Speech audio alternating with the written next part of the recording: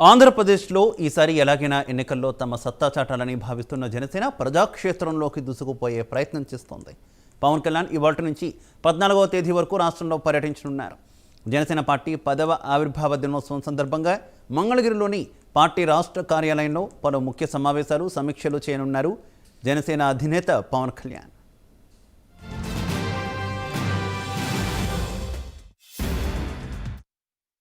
Right కదా, ఇదే విషయానికి సంబంధించి మరింత సమాచారం మా కరెస్పాండెంట్ శ్రీనివాస్ ఫోన్ లైన్ ద్వారా అందిస్తారు. శ్రీనివాస్, జనసేన పార్టీ అధినేత పవన్ కళ్యాణ్ మరి కాసేపట్లో గన్నవరం విమానాశ్రయానికి చేరుకున్నాను. గన్నవరం విమానాశ్రయం నుంచి మంగళగిరి కార్యాలయానికి చేరుకొని అక్కడ బీసీ రౌండ్ టేబుల్ సమావేశంలో పాల్గొన్నారు. ముఖ్యంగా చూస్తే ఈ రోజు నుంచి జనసేన పార్టీ అధినేత పవన్ కళ్యాణ్ 4 రోజుల పాటు ఇక్కడే ఉండి పలు కార్యక్రమాల్లో పాల్గొనడానికి కూడా సిద్ధం కావడం జరిగింది.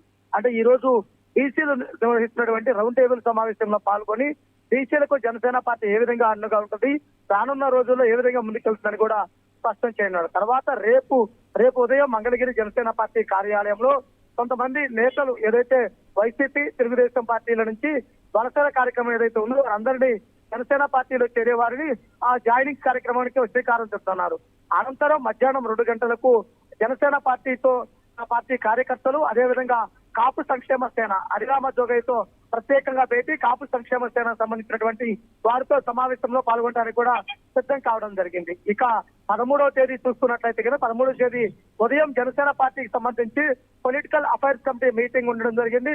పొలిటికల్ అఫైర్స్ కమిటీ మీటింగ్ తర్వాత సాయంత్రము గవర్నర్ ను మర్యాదపూర్వకంగా కలవడానికి కూడా సిద్ధం కావడం జరిగింది. ఇక 14వ తారీఖు మధ్యాహ్నం 12:30 1 గంట సమయం నుంచి తన వారాహి వాహనం ద్వారా మచిలీపట్నంలో జనసేన పార్టీ 10వ ఆవిర్భావ దినోత్సవ బహిరంగ మహాసభకు పవన్ కళ్యాణ్ బయలుదేరి వెళ్తున్నాడు.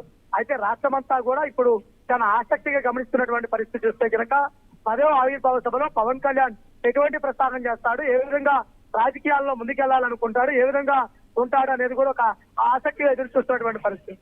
అయితే ఇప్పటి వరకు చూసినట్లయితే కనుక జనసేన పార్టీ సంస్థాగతంగా బలోపేతం కావడమే కాకుండా రానున్న రోజుల్లో రాజ్యాధికారం వైపు పయనించే విధంగా విజయమే లక్ష్యంగా ముందుకెళ్ళడం కోసం పక్కా వ్యూహంతో ఈ సభకు ప్రిపేర్ చేస్తున్నటువంటి పరిస్థితి. ఇప్పటికే మచిలీపట్నంలో ఈ సభకు సంబంధించి ఏర్పాటు దరిదాపు పూర్తి కావడం జరిగింది.